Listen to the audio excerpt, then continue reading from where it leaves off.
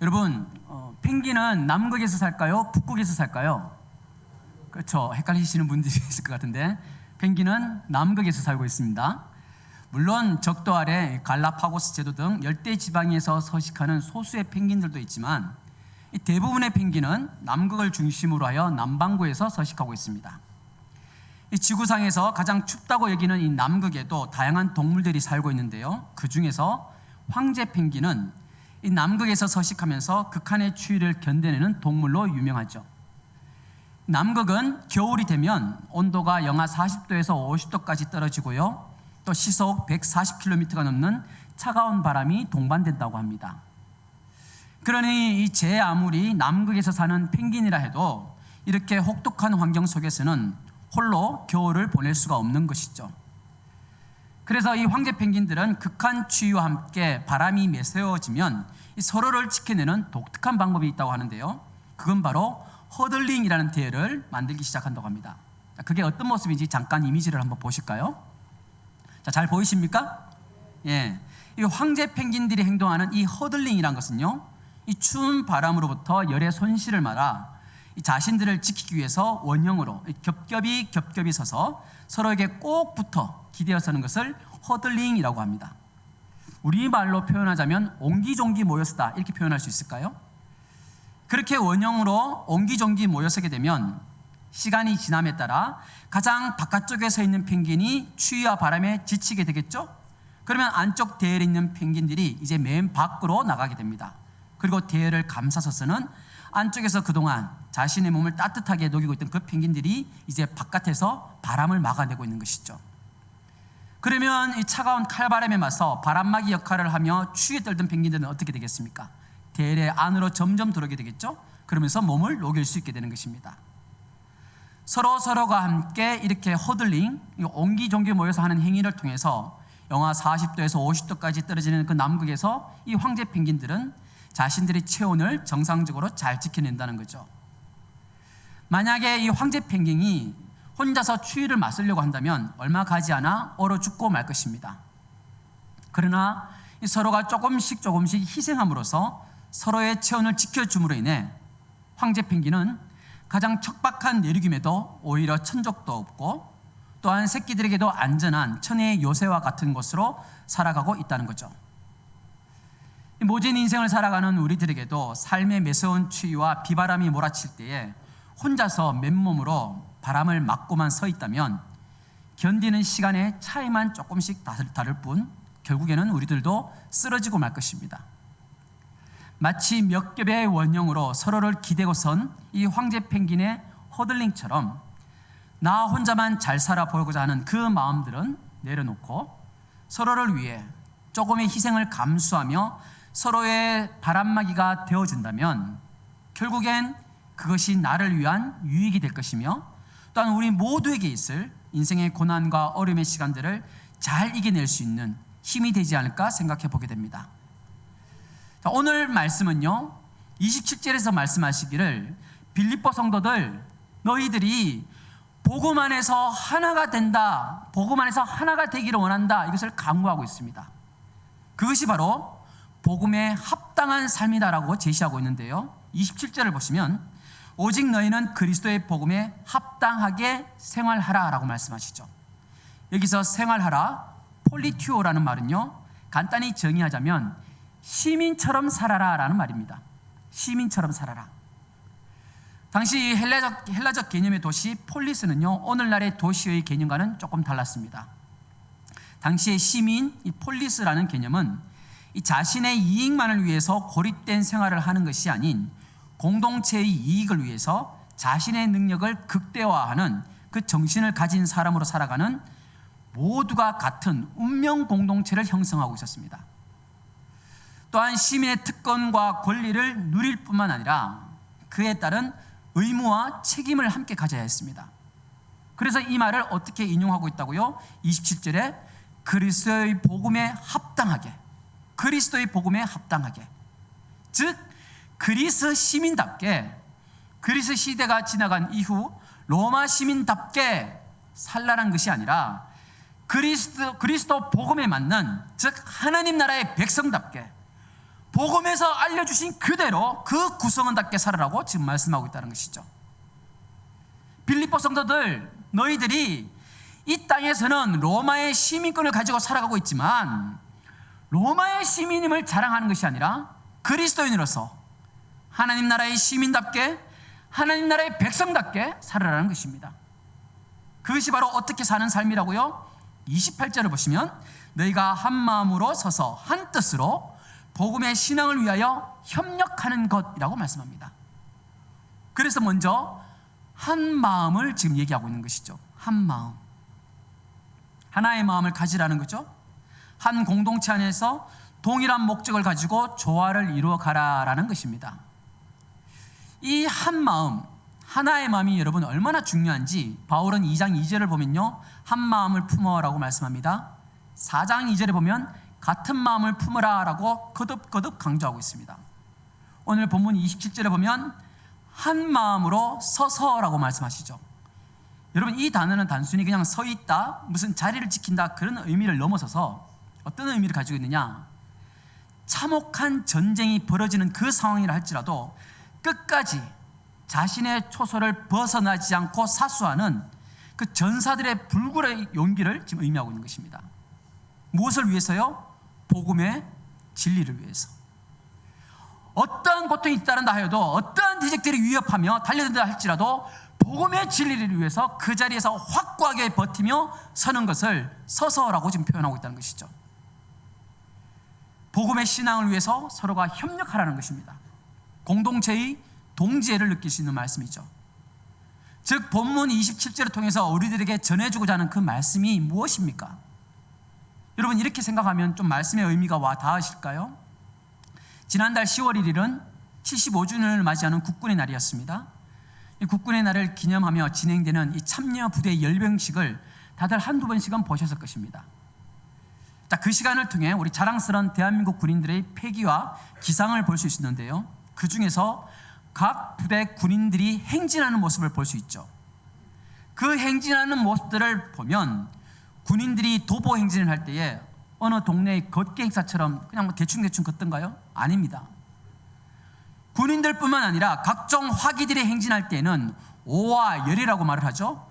앞줄, 옆줄 등 한치의 흐트러짐이 없이 모두가 함께 발맞추어서 행진을 하고 있습니다. 행진 대열에서는 어느 한 병사도 어떤 무기도 이탈되는 법은 없습니다. 군인에게 있어서 가장 기본적인 전술인 행군의 이 하나님을 통하여 어떤 적들에게도 무너지지 않고 전쟁에서 승리를 쟁취하고자 하는 그 의지를 보여주고 있는 것이죠. 자, 바울은 이러한 이미지를 연상하게 해주는 군사 단어를 27절에서 지금 사용하고 있다는 것입니다.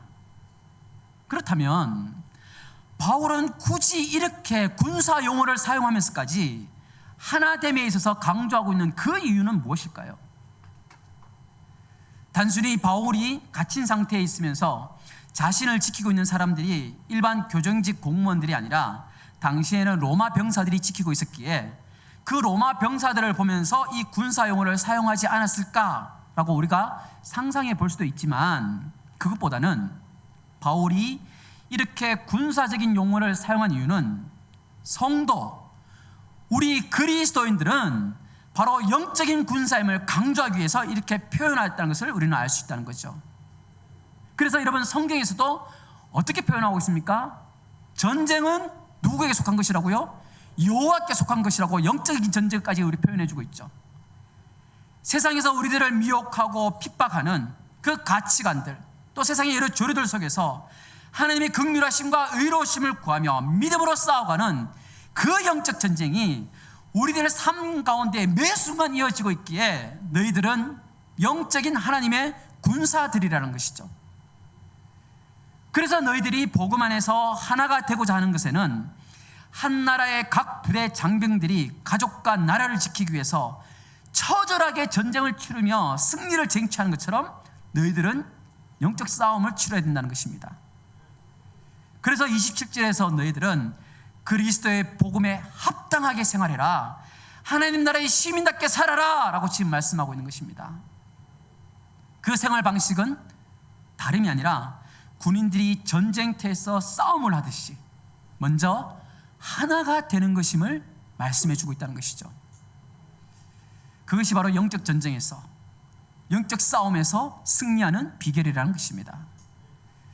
여러분, 우리 연약한 인간들에게 서로가 하나가 되는 것이 얼마나 힘이 드는 일이기에 이렇게 군사용어까지 사용하면서 전쟁의 전술을 가르쳐 주듯이 전해주는 것일까요? 예수 그리스도의 십자가 사랑까지 경험한 우리들은 복음 안에서 하나를 이루어가는 것이 왜 이다지 더 힘든 것일까요?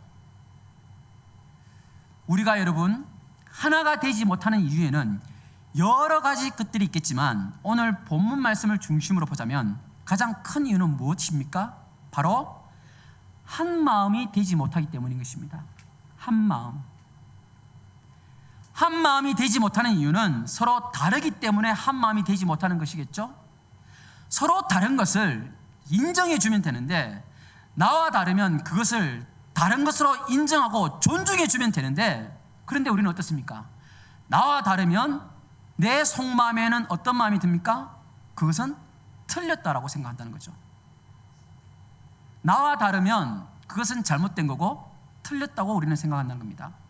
여러분, 이것은요 정말 위험한 생각입니다. 여러분, 내 생각이 어찌 무조건 다 정답일 수 있겠습니까? 세상의 진리는 오직 복음, 예수 그리스도이지 않습니까? 예수 그리스도 복음 외에는 세상의 모든 것은 변하기 마련입니다. 즉 진리가 아니라는 거죠. 시대에 맞게, 세대에 맞게, 상황에 맞게 모든 것은 변하기 마련입니다. 물론 복음에 위배되는 사상과 행동이라면 그것은 잘못된 것이죠. 그러나 그것이 아니라 어떠한 것에 나와 조금 생각이 다르고 나와 마음이 조금 다르다고 해서 그것이 잘못된 생각이고 틀린 것이다 라고 해서는 안 된다는 것이죠. 나와 맞으면 무조건 내 편이고, 내 생각과 다르거나 내가 그동안 살아온 방식과 경륜과 조금만 다르면 우리는 틀린 것, 잘못된 것이라고 생각한다는 겁니다. 여러분, 제가 저희 부모님을 보면서 참 놀란 게 있었는데요, 어느 하루는 저희 어머님께서 저녁밥을 준비하시면서 거실에 앉아 계신 아버님에게 부탁을 하시더라고요. 은직이 아빠, 그 냉장고 안에 있는 고등어 좀 갖다 주세요. 응, 알았어. 근데 막상 가서 냉장고 문을 열어보니 고등어가 없는 거죠. 그래서 아버지께서 말씀하시기를, 냉장고에 고등어가 없는데? 그러자 어머니께서 말합니다. 문 열면 바로 눈앞에 있잖아요. 없는데? 아, 왜 없어요? 좀 전에 내가 갖다 놨는데. 없어. 내가 가서 찾으면 어쩌려고.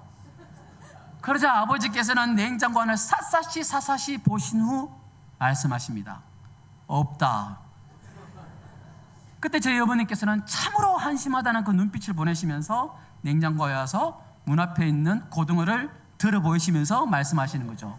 이거는 고등어지 고구마입니까? 하면서 막 한심하게 말을 하더라고요. 혹시 우리 영도교회 남성분들 중에서도 이런 경험이 있는지 모르겠습니다. 저는 그날 냉장고 문만 연 채 고등어를 못 찾으시는 아버지를 보면서 어떻게 저렇게 못 찾을 수 있을까? 저거는 못 찾는 게 아니라 찾기 싫어하는 거다. 저렇게까지 못 찾을 수가 없다. 나는 저렇게 되지 말아야지. 그런 마음을 가졌습니다. 그런데요, 결혼을 하고 신혼 때 제 아내가 저에게 말을 하더라고요. 냉장고에 넣어둔 애기 이유식 좀 갖다 주세요. 저는 냉장고 문을 열어보면서 말했죠. 없어. 여러분, 정말이지 아무리 찾아봐도 없더라고요. 그러자 아내가 말하기를, 오늘 아침에 만들어서 냉장고에 넣어뒀는데 그 이유식이 왜 없나요? 아무리 찾아봐도 제 눈에는 안 보여요. 없는데, 어디 있는데, 윗칸에 있니 아래칸에 있니, 아무리 찾아봐도 없어요. 그러자 아내가 답답한 마음에 냉장고로 다가오죠. 여러분, 아내가 냉장고 문을 열고 이유식을 찾았을까요? 못 찾았을까요? 당연히 찾죠. 여러분, 여자와 남자가 달라도 이렇게 다르더라고요. 제가 이상한 건지 모르겠지만 보면서 와, 정말 남자와 여자가 참 다르구나 저를 알게 되었습니다. 여러분, 교회 공동체도 동일합니다. 나와 같은 사람은 이 세상 어디에도 없죠. 쌍둥이도 여러분 다릅니다. 그런데 어떻게 수십 년간 다르게 살아오다가 결혼을 했다고 해서 당장 그날부터 어떻게 부부가 같아질 수 있겠습니까? 주님의 은혜로 구원받은 우리의 하나님의 백성들이지만 어떻게 우리가 똑같아질 수 있겠습니까? 우리는 공장에서 찍어내는 똑같은 상품이 아니라는 것이죠. 여러분, 나와 다르다는 것은요, 우리 서로가 다르다는 것은요, 서로에 대한 차이일 뿐인 것입니다. 똑같이 짐을 나르지만 말과 노새는 다릅니다. 그러나 그 말과 노새의 차이일 뿐입니다. 똑같은 물에서 헤엄치는 물고기이지만 상어와 붕어는 다릅니다. 바닷가에 있는 상어가 틀린 것도 아니고 강물에 사는 붕어가 틀린 것도 아닙니다. 서로의 차이점일 뿐입니다. 그런데 우리는 이 서로에 대한 차이점을 틀린 것으로 자꾸만 본다는 것이죠. 그래서 우리는 서로를 향해서 이런 말을 하지 않습니까? 너 나와 다르네? 그래서 너 싫어. 아주 쉽게 말합니다. 우리는 나와 다르다는 이유로 우리는 판단해버립니다. 너는 나와 다르기 때문에 잘못된 거야. 너와 내가 한 마음이 될 수 있는 유일한 방법은 너가 나와 같으면 돼. 이렇게 말을 한다는 거죠. 내가 바뀌는 것이 아니라 너가 바뀌어야 된다고 우리는 내 기준으로 모든 것을 바라본다는 겁니다. 그런데 여러분, 이렇게 바라보는 것이 사단의 전략이라는 것이죠. 고린도후서 2장을 보시면 이는 우리로 사탄에게 속지 않게 하려 함이라. 우리는 그 계책을 알지 못하는 바가 아니다라고 말씀하고 있습니다. 여러분, 고린도후서에서 용서에 대한 말씀을 계속 전해주다가 그러면서 말하기를 내가 누군가를 미워하고 싫어하고 용서해 주지 못하는 것은 단순히 내 가운데 있는 그런 감정 때문이 아니라 우리는 사단에 속고 있는 것임을 성경은 지금 말씀해 주고 있다는 것입니다. 용서하지 않겠다라는 것은 절대로 너와 내가 하나가 될 일은 없다라고 지금 말을 하고 있는 것이죠. 논리성, 합리적인 부분들, 이해, 타산 등을 내세우며 왜 하나가 될 수 없으며 왜 우리가 용서할 수 없는지를 우리는 제시하고 있지만 결국엔 그것들은 사단이 우리들을 속이고 있다는 것입니다. 그래서 사단은 우리들이 영적 전쟁에서 승리의 기쁨을 누리지 못하도록 날마다 우리들에게 회방을 놓는다는 것이죠. 어떻게 해요? 하나 되지 못하도록 회방을 놓는 것입니다. 즉 분열시켜버리는 것이죠. 그래서 고린도 교회가 분열되고 서로가 서로를 미워하는 아픔을 겪게 되었습니다. 바울은 고린도 교회와 같은 그 아픔이 빌립보에는 있지 않기를 원했습니다. 그래서 우리는 계속해서 보겠지만 4장을 보면 그 내용이 참 잘 나와 있거든요. 빌립보서 4장을 보면 공동체 안에 한 문제가 발생하죠. 바로 유오디아와 순두개가 서로 다투기 시작합니다. 그런데 여러분, 이 두 여인은 하나님을 믿는 사람과 믿지 않는 사람과의 서로 간의 그 싸움이 아니라 서로가 하나님 나라를 위해서 함께 믿음 생활을 해오던 사람들이었어요. 무슨 말입니까? 얼마 전까지만 해도 서로가 함께 웃으면서 즐겁게 교회 생활을 해왔었고 서로의 믿음 생활을 위해서 서로가 서로를 격려하며 하나님 나라를 함께 세워가던 그런 관계였다는 것이죠. 그런데 어떤 일 때문인지 모르겠지만 정확하게 알려주진 않지만 어떠한 일로 인해서 이 두 사람이 원수지간처럼 되었다는 것입니다. 그러니 서로가 서로를 얼마나 꼴보기 싫어했겠습니까? 공동체에 와도요, 서로 눈 맞추기 싫어했겠죠? 어떤 일을 하다가도 저 사람이 해? 그럼 난 안 해. 이런 말도 했겠죠?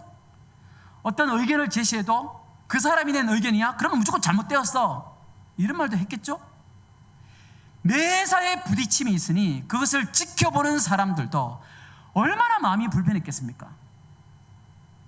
그런데 여러분, 공동체에서 이런 일이 벌어질 때에 누가 가장 상처받는지 아십니까? 유오디아와 순두개가 서로 다투기 시작할 때에 이 두 사람 중 더 억울한 사람이 상처를 받을까요? 더 힘이 약한 사람이 상처를 받을까요? 여러분, 다음 세대가 상처를 받는 겁니다. 우리보다 믿음이 약한 사람들이 상처를 받는 겁니다. 집안에서 여러분 부부 싸움을 하잖아요. 남편과 아내가 싸우는 그 모습을 보면 어린 자녀들이 더 큰 상처 속에서 자라나는 것처럼 우리 다음 세대들이, 우리 공동체의 믿음이 연약한 자들이 복음에 대해서, 신앙 공동체에 대해서, 믿음의 선친들에 대해서 왜곡되거나 편향된 생각을 가지게 되고요, 상처를 받게 된다는 것을 우리들은 늘 유념하셔야 됩니다. 그렇기 때문에 여러분, 싸우시려면은 아무도 안 보는 데 가서 싸우세요. 저희 교회 아무도 안 보는 데가 있습니까? 화장실에 가서 싸우든지, 집에서도 부부끼리 싸울 때, 얘기가 길어지네요. 나중에 얘기합시다. 그래서 바울은 지금 강력하게 전하고 있는 것입니다. 우리들이 미워하고 있는 그 사람, 내가 왕따시키고 있는 그 사람, 원수가 아니라 주의 이름으로 사랑해야 될 사람들이며 바로 하나님의 가족이라는 것이죠. 여러분, 우리가 어떻게 하나님의 가족이 되었는데요?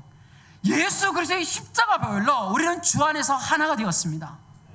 복음 안에서 우리는 한 가족이 되었단 말인 거죠. 그래서 주께서 우리들에게 어떻게 말씀하십니까?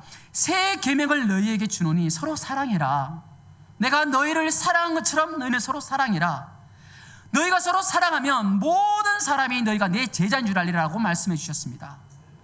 예수님께서 제자들이 함께 모여서 마지막 유월절 성만찬을 하신 후에 이제 곧 십자가의 죽음이 다가옴을 아시게 되자 제자들에게 새 계명을 알려주신 것이죠.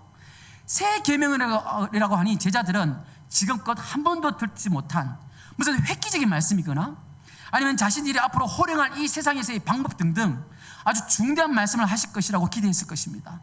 그러나 예수님께서 전해주시는 말씀은 서로 사랑해라, 이 말씀이 있던 거죠. 이 말씀은 여러분, 예수님께서 수없이 전해주신 말씀이며 율법의 대전제이기도 한 말씀이었습니다. 즉 새로울 것이라고는 전혀 없는 뻔한 말씀이었다는 것이죠. 그러나 주님께서는 어떤 마음을 담아서 지금 전해주고 있습니까? 하나님 나라의 공동체를 세워가는 그 능력은 세상의 가치관이나 우리가 삶을 살아온 그 인생의 경륜 등이 아니라 서로 사랑하는 것에 있다고 우리에게 말씀해주고 있다는 것입니다. 그래서 그 사랑이 어떤 사랑이라고요? 내가 너희를 사랑한 것이 무슨 말입니까? 예수님께서 우리를 사랑한 것처럼, 그러니까 죽도록 사랑해라는 겁니다. 지금까지는 나 중심의 이기적인 사랑, 내가 유익이 되는 사랑이었으며 물질을 비롯한 어떤 혜택이 나에게 주어지는 사랑이었습니다. 그러나 이제는 내가 받고 싶은 사랑이 아니라 내가 주고 싶은 사랑, 세상의 가치관에 따른 내가 지금까지 살아오면서 가지게 된 그러한 경륜에 따른 사랑이 아닌 예수님께서 나에게 보여주신 그 사랑, 그 십자가에서 나를 위해 아낌없이 흘려주시며 내어주신 그 사랑으로 서로를 사랑하라는 것입니다. 서로 용서하고 조금만 더 서로 격려해주고 조금만 서로를 위해서 참아주라는 겁니다. 때론 여러분, 내가 입을 다물며 침묵하는 것도 사랑입니다. 그럴 때에 모든 사람이, 세상이 우리를 보면서 아, 예수 그리스도의 제자는 저렇구나, 그걸 알게 된다는 것이죠.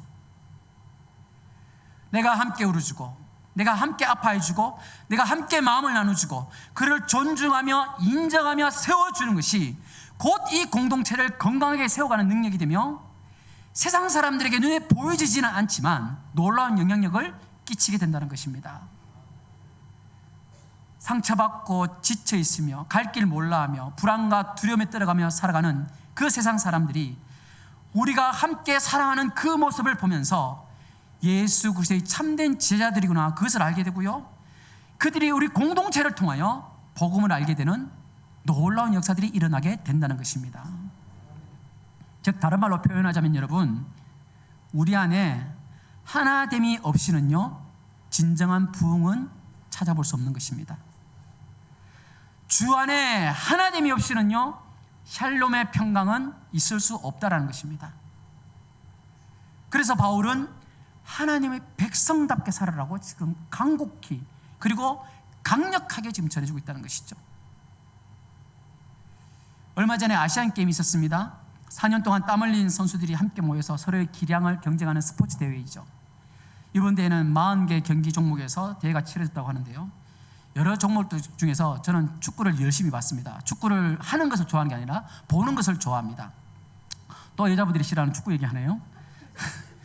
축구에는 11명 선수들이 뛰고 있죠. 현대 축구는 토탈 사크라, 그래서 11명 선수들이 다 같이 뛰어야 됩니다.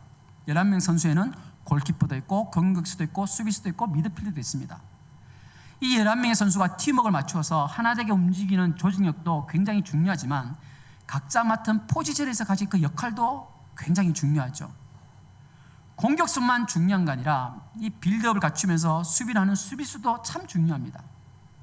서로의 다양함을 인정하면서 서로의 위치를 존중하면서 함께 경기장에서 뛰는 겁니다. 축구뿐만 아니라 경기장에서 이 운동선수들이 경기하기 전에 함께 모여 어깨동무를 하면서 원을 만들죠. 그러면서 서로 격려하지 않습니까? 야, 우리 힘내자. 한 골만 넣으면 돼. 파이팅! 파이팅! 이렇게 하지 않습니까? 그게 바로 허들링이란 거죠. 여러분, 하나님의 나라는 이렇게 세워가는 것입니다. 주님을 머리로 삼고 서로가 함께 지체가 되어서 서로의 다양성을 인정하며 한 마음을 가지고 나아가야 된다는 거죠. 그래서 3절에서는 다투지 마라 지금 말하고 있어요. 너 자신을 드러내고자 하는 그 욕구 또는 당파를 짓는 행위를 의미하는 겁니다. 허영으로라는 말씀이 있죠. 즉 자신만의 생각이 옳다는 것을 증명하기 위해서 다투는 자세를 취하는 것을 허영이라고 말합니다. 하나님의 영광이 아닌 자신만의 그 자만심에 빠지지 말라라는 것이죠. 그러면서 기독교의 최고의 미덕을 실천하라고 합니다. 무엇입니까? 오늘 본문에 보면 겸손한 마음이라고 합니다. 자기 자신을 낮추라는 거죠. 이건 스스로 낮아지신 예수 그리스도를 본받는 자세입니다. 자신은 낮추고 남은 낮게 여기라고 말씀하고 있습니다. 근데 우리는 자꾸 나를 높이고 상대방은 낮추고 이렇게 자꾸 하고 있죠. 여러분 이렇게 상대방을 낮게 여기라 이 말은요, 그냥 저 사람이 나보다 좀 낫겠지, 훌륭하겠지, 그렇게 추측의 의미로 말하는 게 아니라 매사에 상대방을 신중하게 지켜보고 있다가 뛰어난 점이 발견되잖아요. 그럼 그 점을 인정해주고 높여주라는 겁니다. 근데 우리는 10개 중에 9개 잘해도 하나 잘못하면 어떻습니까? 조금은 안 좋은 모습 보이고 조금만 실수만 하면은 그걸 파고 들어가서 끌어내리고 상처를 주고 무례하게 말을 하고 행동하고, 나보다 상대방을 더 존중해주며 품어주는 사랑으로 다가가야 되는데 우리는 그러하지 않다는 것이죠. 사랑할 때 어떠한 자세를 취해야 되는지 성경이 우리들에게 말해주는 것을 우리는 유념하셔야 됩니다. 왜냐하면 우리들은 우리 안에 예수 그리스도께서 보여주신 권면과 사랑의 위로와 성령의 교제와 긍휼과 자비가 함께하는 주께서 핏값으로 사신 그리스도인이기 때문입니다. 그래서 로마서 15장 1절에서는 이렇게 말씀합니다.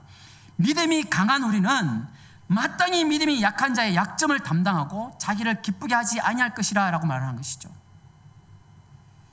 그러기 여러분, 우리들은 사단의 속임과 세상의 속삭임에 넘어가시면 안 되는 것입니다.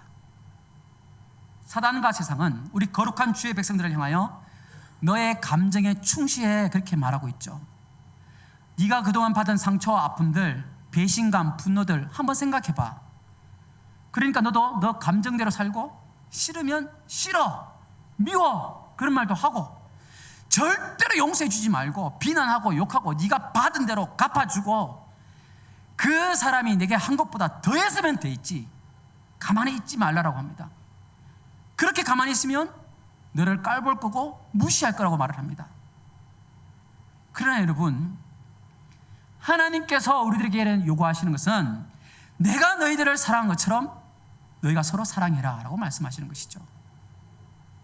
상대방도 하나님께서 만드신 귀한 존재이기에 존중히 여기며 품어주며 나보다 더 낫게 여겨주라고 말씀하는 것입니다. 그렇게 너희들이 하나됨을 이루어 가라는 것이죠. 이것이 바로 우리들의 영적 싸움인 것입니다. 여러분, 히말라야 산맥은 해발 8,000m가 넘는 세계 최고봉들이 위치한 고산 산맥이죠. 그 설산에는 공명조라는 새가 살고 있다는 전설이 있습니다. 물론 와전된 얘기겠죠. 공명조는요, 몸은 하나인데 머리는 두 개라고 합니다. 하나는 낮에 나오고 하나는 밤에 그렇게 움직이는데 서로가 낮과 밤에 다르게 일어나서 노래를 부르는 새라는 거죠. 그런 선순환의 역할을 감당했다고 합니다. 그런데 이 전설 이야기를 좋지 않은 비유로 인용하기를 낮에 나오는 머리는 맛나고 좋은 것을 마음껏 먹을 수 있지만 밤에 나오는 머리는 맛난 것을 못 먹는다는 거죠.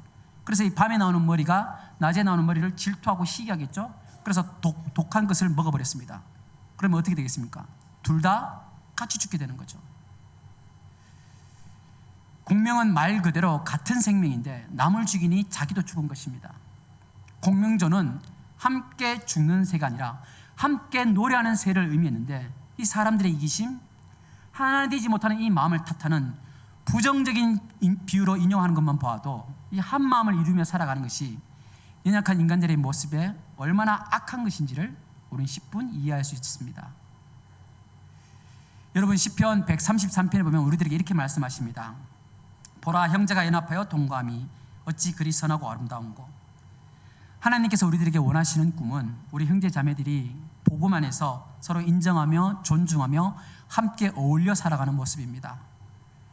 주 안에서 형제가 함께 연합하여 동거하는 모습이 얼마나 아름다운지 그 모습이 2절에 보면 머리에 있는 보배로운 기름이 아론의 수염에 타고 흘러서 그의 옷깃까지 내리는 것처럼 거룩하다고 말씀하고요.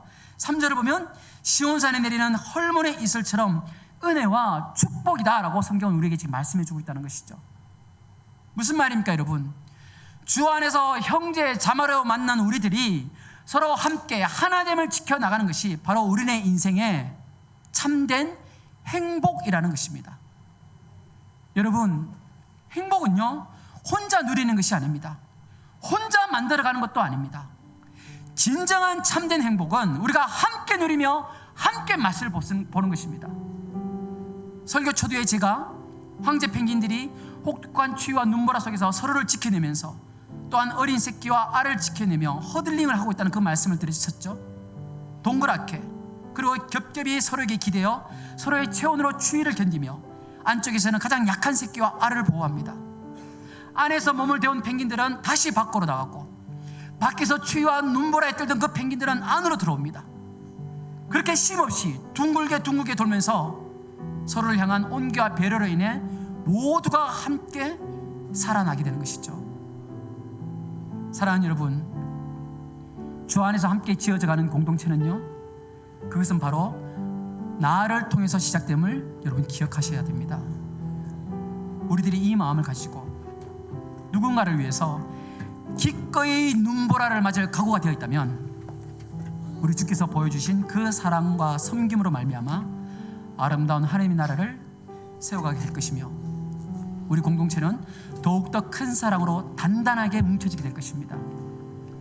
아무쪼록 오늘 본문에서 간곡하게 그리고 강력하게 전해주시는 이 말씀처럼 우리 영도교회 모든 성도들에게는 주 안에서 하나됨을 지키며 서로 사랑함으로 인해 하나님에게는 칭찬받고 기쁨이 되며 세상 사람들에게는 예수의 사랑과 복음을 전하는 복된 성도들이 되시기를 살아계신 예수님의 이름으로 축복합니다.